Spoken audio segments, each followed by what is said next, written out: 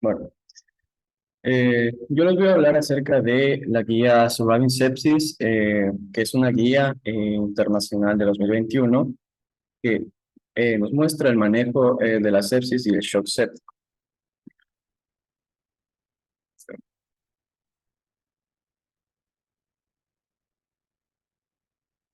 Ya. Comenzando, quiero dar una pequeña introducción. Esta menciona que la sepsis va a ser una disfunción orgánica que va a ser mortal y esta va a ser causada por una respuesta desmesurada o desregulada del huésped ante una infección. Y esta va a ser un problema de salud bastante importante. Y con esta guía vamos a poder identificar tempranamente y tener un manejo adecuado durante las primeras horas del desarrollo de este síndrome o esta patología. Bien, comenzando en primer lugar, la guía nos habla acerca de la detección y el tratamiento temprano, en donde esta guía recomienda que las casas de salud tengan un programa de mejora de desempeño de la sepsis, incluida la detección temprana. Y esta guía hace mención acerca de algunas herramientas que podemos utilizar para la detección temprana, que son el CIS, el QuickSOFA, el SOFA, el NIOS y el NIUS. Aquí puse dos, que son el SOFA y el QuickSOFA, que van a ser, bueno, el SOFA significa Sequential Organ Failure Assessment, en donde va a tener tres parámetros de SOFA y el SOFA completo seis parámetros. Los seis parámetros van a ser la respiración, que evalúa la PAFI o la SAFI, la coagulación, que mide las plaquetas, en hígado es la bilirrubina, en cardiovascular la tensión arterial, en sistema nervioso central es la escala de Glasgow y en renal la creatinina o el flujo urinario, en donde cuando se obtienen, aquí vamos a obtener los valores normales, en donde están, donde son mayores de estos, vamos a ir aumentándole un punto a cada uno de estos. Y el criterio va a ser que cuando hay una infección o sospecha de infección, más dos puntos de esta escala va a ser positivo, mientras que la sopa va a medir en cambio lo que es la alteración del nivel de conciencia, con la escala de Glasgow, la tensión arterial sistólica y la frecuencia respiratoria. En la escala de Glasgow va a ser menor de 13, positivo en tensión arterial menor de 100 y en frecuencia respiratoria mayor de 22. En cambio, en esta, el criterio va a ser que si se sospecha de una infección o una infección, más la presencia de dos puntos de esta escala, esta es positiva. Ya, en cuanto la guía también hace mención acerca de que el Quick SOFA no se recomienda como una herramienta de detección, más bien se recomienda como una herramienta para predecir, más no detectar. Esta guía dice que para la detección de lo que es el shock séptico o la sepsis, se deben utilizar algunas escalas, no solamente una, de las que ya se han mencionado, además de parámetros clínicos que el paciente pueda presentar. Además, la guía se menciona acerca del lactato en sangre, donde lo recomienda también para la detección y el tratamiento temprano, donde dice que la asociación del nivel de lactato con la mortalidad en pacientes va a ser bastante elevada, donde tiene una sensibilidad del 66 al 83% y una especificidad del 80 al 85%. La guía continúa hablando acerca de la reanimación inicial, en donde dice que el tratamiento de reanimación deben comenzar inmediatamente. Es decir, aquí da algunas pautas en donde dice que pacientes con hipoperfusión inducida por sepsis o shock séptico se debe administrar al menos 30 ml por kilo de líquido cristaloide intravenoso dentro de las 3 primeras horas de reanimación. Y la guía sugiere usar medidas dinámicas para guiar esta reanimación con líquidos. Algunos parámetros dinámicos van a ser la elevación pasiva de las piernas o a un bolo de líquido. O también se puede utilizar el volumen sistólico, la variación del volumen sistólico, la variación de la presión de pulso e incluso la ecocardiografía. Aquí se van a evaluar la respuesta que tiene el paciente a esta administración que ya se mencionó. También sugiere guiar esta administración para también reducir lo que es el lactato que ya se había mencionado, cuando tiene un lactato elevado. Y también la guía sugiere usar el tiempo de llenado capilar para que haya la reanimación como complemento de otras medidas de perfusión. Además, aquí hace mención de que si no se dispone de monitorización hemodinámica avanzada, se pueden utilizar otras alternativas como la temperatura de extremidades, como el moteado de la piel y el tiempo de llenado capilar.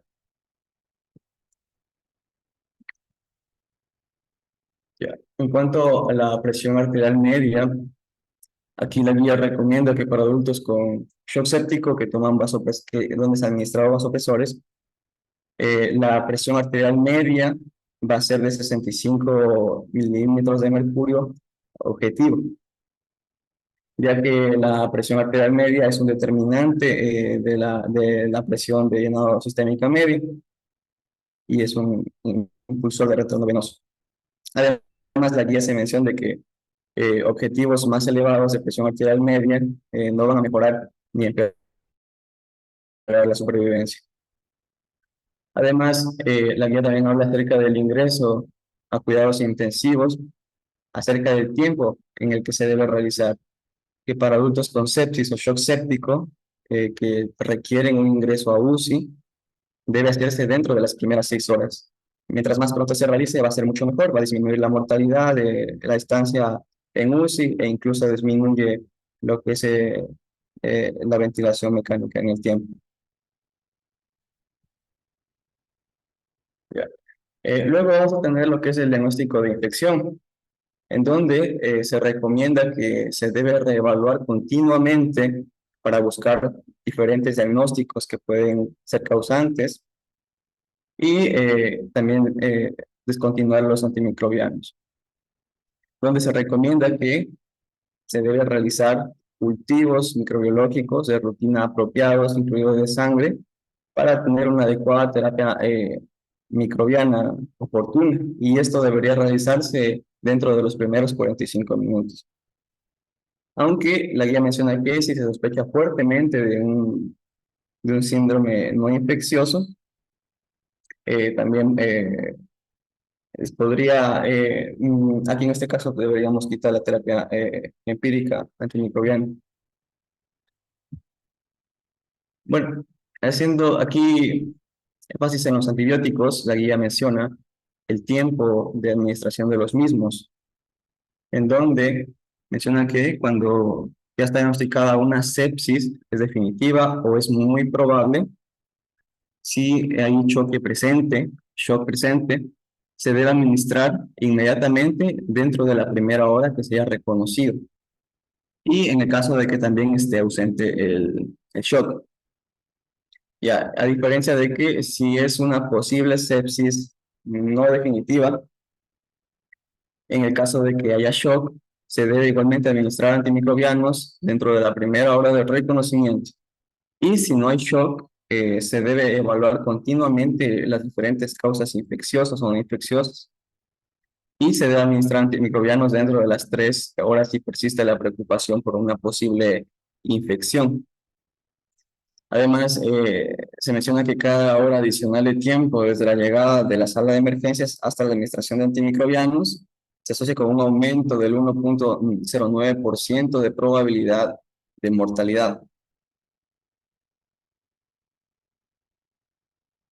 Ya. También se mencionan algunos biomarcadores para iniciar antibióticos. En este caso, mencionan que para adultos con sospecha de sepsis o shock séptico, no se debe utilizar únicamente la procalcitonina, sino se debe usar junto con la evaluación clínica, ya que aquí hace mención de algunos estudios, como en uno de un metaanálisis de 3 estudios que no se encontró diferencia de mortalidad a corto plazo o duración de las estancias de UCI o duración de hospitalización. Al usar o no la procalcitonina. Ya.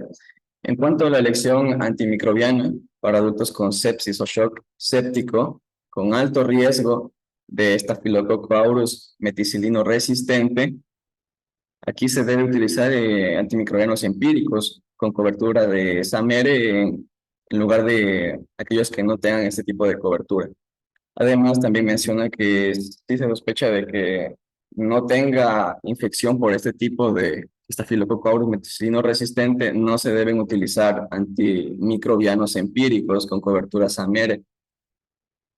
¿Y cómo podemos saber qué pacientes tienen más susceptibilidad a este tipo de estafilococo? Pues aquí tenemos algunos factores de riesgo, que son antecedentes de infección por SAMR o que haya sido administrado antibióticos intravenosos recientes o antecedentes de infecciones cutáneas recurrentes o heridas crónicas, también la presencia de dispositivos invasivos, pacientes que se realizan hemodiálisis o ingresos hospitalarios recientes de este tipo de pacientes. Y nuevamente aquí la guía menciona que si se retrasa la elección antimicrobiana más allá de las 24 a 48 horas, se asocia con una mayor mortalidad.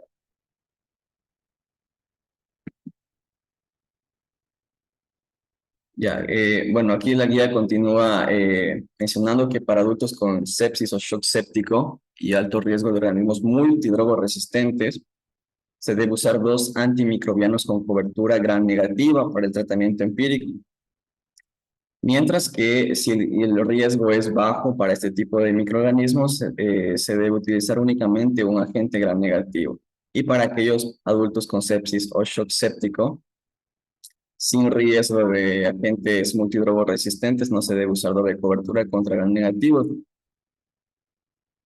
Además, aquí nuevamente hace mención de factores para guiar este tipo de detección, que son la infección comprobada o la colonización de organismos resistentes a los antibióticos durante el año anterior. También la prevalencia local de organismos resistentes, es decir, esto va a variar dependiendo del lugar donde nos encontremos.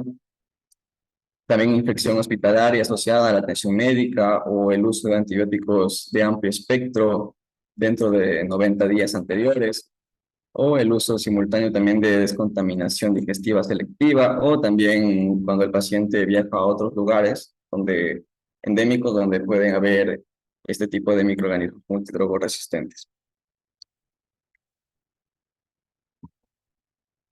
Ya. La guía también hace mención acerca de la terapia antimicótica, en donde en adultos que tengan sepsis o shock séptico, que tengan un riesgo de infección por hongos, se debe usar una terapia antimicótica empírica en lugar de ninguna terapia antimicótica.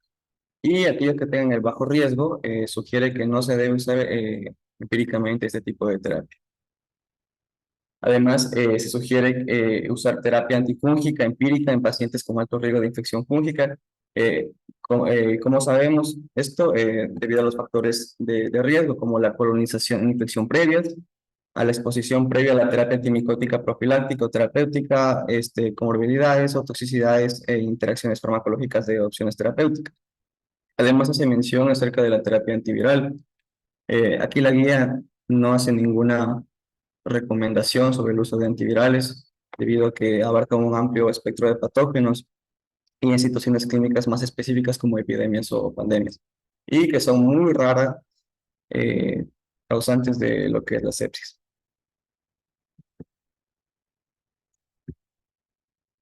¿Ya?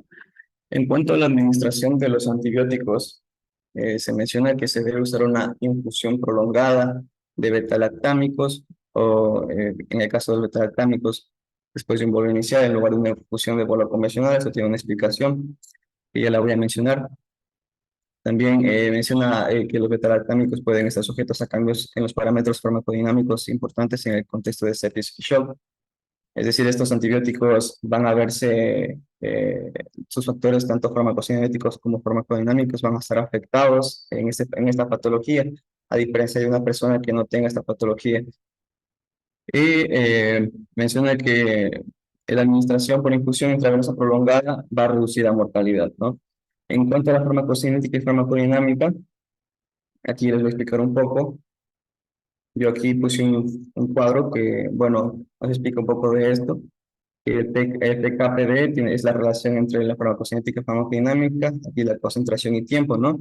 Hay algunos antibióticos como por ejemplo las, eh, las fluoroquinolonas, las tetraciclinas, también los acitromicina. Bueno, estos se van a encontrar, estos antibióticos normalmente pueden llegar a tener, a estar aquí ubicados dentro del área bajo la curva, encima de la CIN. Algunos otros antibióticos, como los beta-lactámicos que ya mencioné, van a estar por debajo de la SIN. La SIN va a ser la concentración mínima inhibitoria que van a tener cada tipo de bacterias. Entonces, aquí mencionaba la guía que los beta-lactámicos tienen eh, van a ser afectados.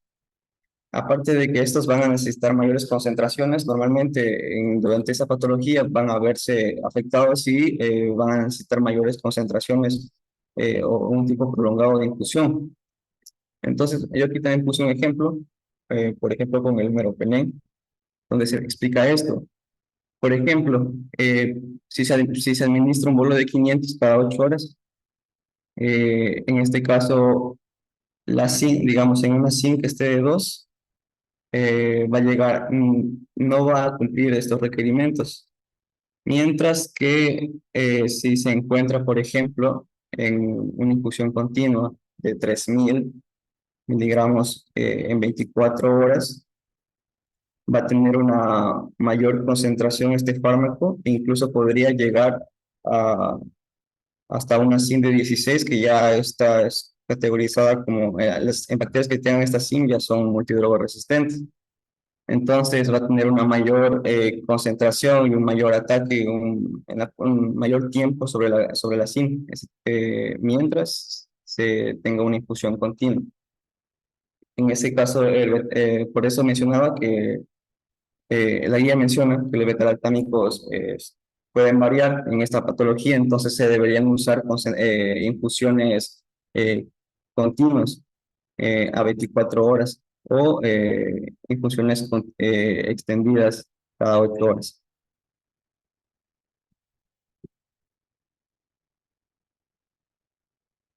Ya, bueno, como estamos sospechando de una infección, debemos encontrar la fuente que la esté provocando. En este caso, la guía se menciona el control de la fuente, donde nos habla que se debe excluir rápidamente un diagnóstico anatómico, se debe encontrar específicamente el sitio de infección y se debe implementar cualquier intervención lo más pronto posible, ya que un control dentro de las primeras 6 a 12 horas va a mejorar la supervivencia.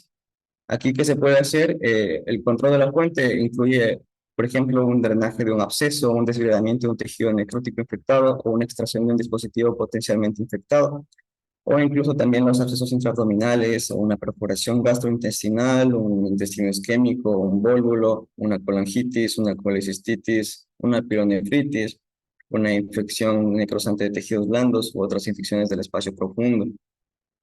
Además, se recomienda la extracción de dispositivos de acceso intravascular que puedan estar provocando una posible fuente de sepsis.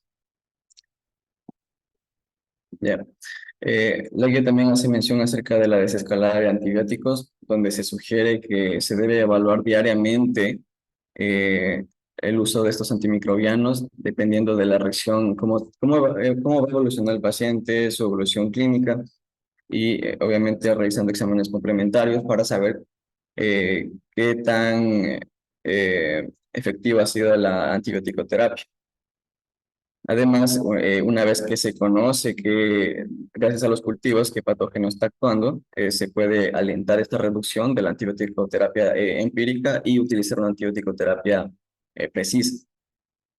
Y en cuanto a la duración, la guía hace mención en que no hay ninguna diferencia entre una duración corta o una duración larga de los antibióticos. Esto no va a afectar a la mortalidad o a la estancia.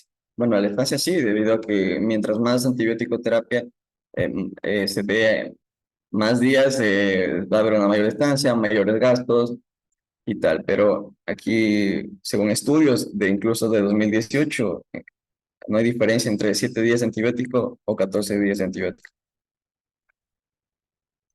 Ya, y para esto, para poder desescalar y suspender los antibióticos, vamos a utilizar algunos biomarcadores, como por ejemplo la procalcitonina, que se menciona en esta guía, que la procalcitonina junto con la evaluación clínica nos va a ayudar a evaluar la evolución de estos pacientes, ya que nos ayuda a decidir cuándo suspender los antibióticos con un diagnóstico inicial de sepsis o choque séptico y un control adecuado de la fuente.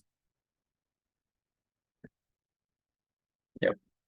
En cuanto al manejo hemodinámico, hace mención acerca del manejo de los fluidos, donde menciona que se recomienda usar cristaloides de primera línea para la reanimación, y en este caso hace mención de cristaloides balanceados que se debe utilizar ante la sepsis, que puede estar asociado con mejores resultados en comparación de otro tipo de soluciones, como por ejemplo el cloruro de sodio.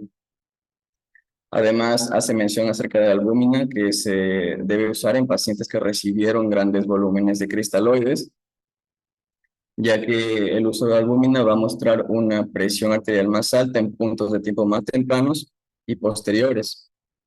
Además, aquí la guía no recomienda el uso de almidón ni tampoco la gelatina de reanimación.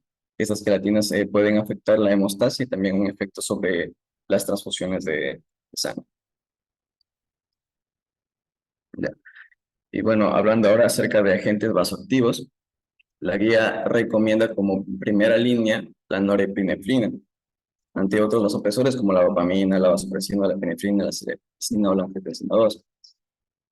Y en entornos donde no haya norepinefrina disponible, la guía recomienda que sí se puede utilizar la epinefrina o la dopamina como una alternativa.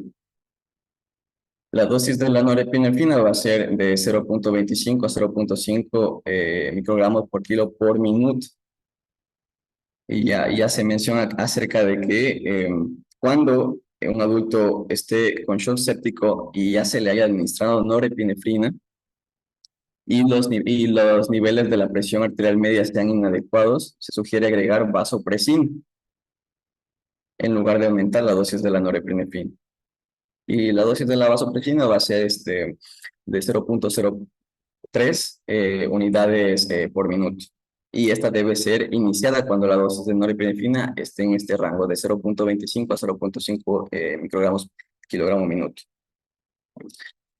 Además, la guía se menciona acerca de que cuando eh, el paciente tiene shock y tiene unos niveles inadecuados de la presión arterial media, a pesar de que ya se haya administrado la norepinefrina y la vasopresina, se puede administrar también la epinefrina.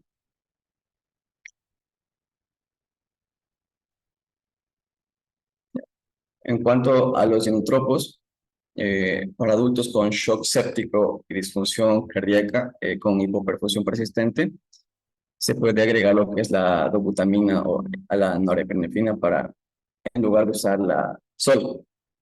Y en adultos con shock séptico y disfunción cardíaca con persistente hipoperfusión, no se recomienda usar el levosimendan, debido a que no tiene buenos resultados. Además, menciona que la dobutamina se la usa debido a que aumenta el transporte del CO y también del oxígeno.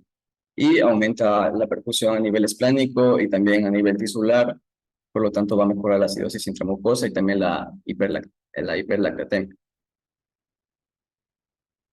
Ya. En cuanto al monitoreo del acceso intravenoso, eh, la guía menciona que se sugiere usar un monitoreo invasivo de la presión arterial, a diferencia de la presión arterial tomada por el manguito, ya que esta suele variar, así que es más preciso utilizar a nivel arterial. Además, la guía sugiere que se debe comenzar con vasopresores periféricamente en los casos que se necesite, ya que va a tener mejor beneficio antes que los riesgos, debido a que hay situaciones en las que no se tiene la capacidad, no hay personal para poder establecer una vía venosa central, entonces la guía recomienda que sí se puede administrar vasopresores vía periférica, específicamente dura- durante un tiempo eh, corto y lo recomienda específicamente en la fosa antecubital. Ya. En cuanto a la ventilación, para adultos que tengan una insuficiencia respiratoria hipoxémica que fue inducida por la sepsis, la guía recomienda el uso de oxígeno nasal de alto flujo. Y en cuanto a la ventilación no invasiva, la guía hace referencia a que no hay evidencia suficiente para hacer una recomendación sobre el uso de ventilación no invasiva en comparación con la invasiva. Además, aquí hace referencia a algo acerca del síndrome de dificultad respiratoria aguda, que debemos saber que se clasifica en leve, moderado y grave, ¿no? De acuerdo a la PAF, leve que va de 200 hasta 300, moderado de 100 a 200 y grave de menor de 100 milímetros de mercurio. Entonces, aquí menciona que para adultos con un síndrome de distrés respiratorio agudo inducido por sepsis, se debe dar una ventilación de volumen corriente bajo de 6 ml por kilo en lugar de una estrategia de volumen corriente alto de mayor de 10 ml por kilo. Ya. Y en adultos que tengan un síndrome de estrés respiratorio agudo grave inducido por sepsis, se debe usar un objetivo superior, límite superior de hasta 30 centímetros de agua sobre presiones de meseta más altas. Y para adultos inducidos por sepsis moderada a grave, se debe usar una PEP más alta antes que una más baja. Y en cuanto a adultos con insuficiencia respiratoria inducida por sepsis, la ventilación con volumen corriente bajo en comparación con el alto no hay diferencia. Y en cuanto a las maniobras de reclutamiento, aquí la guía recomienda usar las maniobras de reclutamiento tradicionales para aquellos pacientes que tengan un síndrome de distrés respiratorio agudo, moderado a grave inducido por sepsis. Y en estas maniobras no se recomienda utilizar la estrategia PEP complementar. Ya. En cuanto a la ventilación en decúbito prono, en pacientes con un síndrome de estrés respiratorio agudo, moderado a grave, se debe utilizar una ventilación en decúbito prono durante más de 12 horas diarias. En cuanto a los agentes bloqueadores neuromusculares en este síndrome de distrés respiratorio agudo, si es moderado a grave inducido por sepsis, se debe usar bolos intermitentes en lugar de una infusión continua. Y en cuanto a la oxigenación por membrana extracorpórea, en el síndrome de estrés respiratorio agudo severo inducido por sepsis, se recomienda un acceso venoso cuando la falla de la ventilación mecánica convencional en centros experimentados con la infraestructura para respaldar su uso. Bueno, estos son tratamientos adicionales que se pueden utilizar en este tipo de pacientes, así como también los corticosteroides. El corticosteroide de elección que mencionaba la guía va a ser la hidrocortisona, que cuidados va a ser de 200 miligramos al día, que se puede administrar 50 miligramos cada 6 horas en infusión continua. Y este suele ir junto en ocasiones con una dosis de norepinefrina, con epinefrina de 0.25 microgramos, al menos 4 horas después del inicio. Y otra terapia adicional que menciona la guía es la purificación de la sangre, en la que no se debe usar hemoperfusión de polimixina B, ya que esta suele ser costosa, esta consume recursos, y en países con escasos recursos no se suele encontrar este tipo de terapias. Además, también hay objetivos de transfusión de glóbulos rojos, donde se recomienda usar una estrategia de transfusión restrictiva. Y esta restrictiva típicamente va a incluir hemoglobina de concentración desencadenante de transfusión de 70 gramos por litro. Sin embargo, la guía menciona que esta transfusión de glóbulos no debe guiarse únicamente por la concentración de hemoglobina. Y también se guía en la evaluación clínica del paciente, si el paciente tiene una isquemia miocárdica, una hipoxia grave o también una hemorragia aguda. En cuanto a las inmunoglobulinas, la guía hace mención de que no se deben utilizar las inmunoglobulinas intravenosas. Y en cuanto a las profilaxis de úlceras por estrés, en estos adultos que tienen sepsis y shock, y aparte se debe utilizar factores de riesgo, bueno, en aquellos pacientes que tengan factores de riesgo con sangrado gastrointestinal, se debe usar la profilaxis por luchas de estrés por estrés. Y también la profilaxis de tromboembolismo venoso, que aquí menciona que se debe usar profilaxis farmacológicas, a menos que exista una contraindicación para esta terapia. Se puede usar la heparina de bajo peso molecular sobre la heparina no fraccionada. Y dice que no se debe usar profilaxis mecánica de lo que es el tromboembolismo venoso. Además, en cuanto a la terapia de reemplazo renal, aquí hace mención que en aquellos adultos que requieran esta terapia se debe usar de una manera continua o intermitente. Y para adultos con sepsis que no tienen indicaciones de terapia de reemplazo renal, no se debe realizar este tipo de terapias. Ya también se debe realizar un control de glucosa, en donde menciona que para este tipo de adultos con sepsis o shock séptico se debe iniciar una terapia con insulina a un nivel de glucosa mayor de 180 miligramos por decilitro. Además, no recomiendo usar la vitamina C intravenosa, y hace mención de que una vez que se haya iniciado la terapia con insulina, con el objetivo típico de la glucosa, se recomienda una terapia con insulina a un nivel de glucosa mayor de 180, que ya lo mencioné. Y en el rango en este caso, de 180 miligramos por decilitro, que va a ser el rango de 144 a 180 miligramos por decilitro, de 8 a 10 milomoles por litro. Y en cuanto a la terapia de bicarbonato, menciona que para adultos con shock séptico y láctico inducido por hipoperfusión no se recomienda usar terapia de bicarbonato de sodio para mejorar la hemodinamia o reducir requerimientos vasopresores. Así como también que se sugiere utilizar terapia de bicarbonato de sodio en aquellos pacientes que tengan una acidosis metabólica severa con un pH menor de 7.2 y un Atkins score de 2 o de 3. Bueno, y aquí también hace mención acerca de otras recomendaciones, como por ejemplo la nutrición, en donde se debe iniciar con una alimentación integral dentro de las primeras 72 horas. Y también en algunos casos, cuando los predictores de mortalidad son elevados, se pueden iniciar los cuidados paliativos dentro de la unidad de cuidados intensivos. También hace mención acerca de que para sobrevivientes adultos de sepsis o shock séptico, se sugiere una remisión a grupos de apoyo a pares en lugar de no remitir. Y bueno, luego se tiene lo que es el seguimiento posterior al alta. Para aquellos pacientes que hayan salido de una sepsis o de un shock séptico, se recomienda el seguimiento continuo, ya sea de problemas físicos, cognitivos y también emocionales posterior al alta hospitalario. Y también se sugiere una derivación a un programa de seguimiento de enfermedades postcríticas que se encuentra disponible. Además, en aquellos pacientes que han tenido una ventilación mecánica durante más de 48 horas o una estadía en UCI de más de 3 días, se debe iniciar posterior al alta una rehabilitación post-hospitalaria.